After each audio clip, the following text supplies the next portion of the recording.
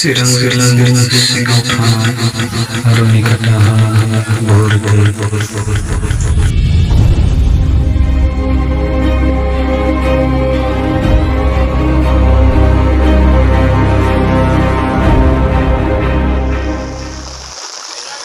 हरफाथोलो अखा हानायनि जाउनाव दिनै बोथोर गिबि रुनिकाटा नैबे बुहुर दैया देरनो हमदों।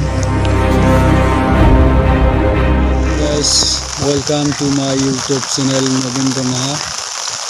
दा आङो नोंथांमोननो देखायहरनो नागिरदों माने आसामाव जोबोद अखा हागासिनो दं आरो दैबाना जादों।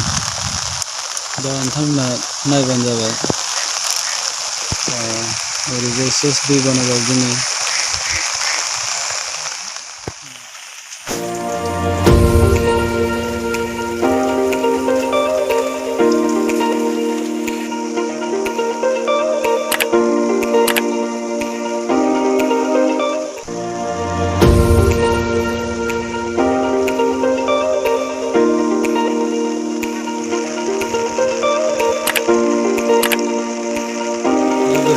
हरसे अखा हानाय नै दैया एसे देरदोंआनो दा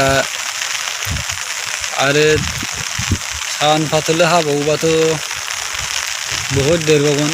दा देखायहरगोन आं नोंथांमोननो, नायलांबाय थाबानो जाबाय।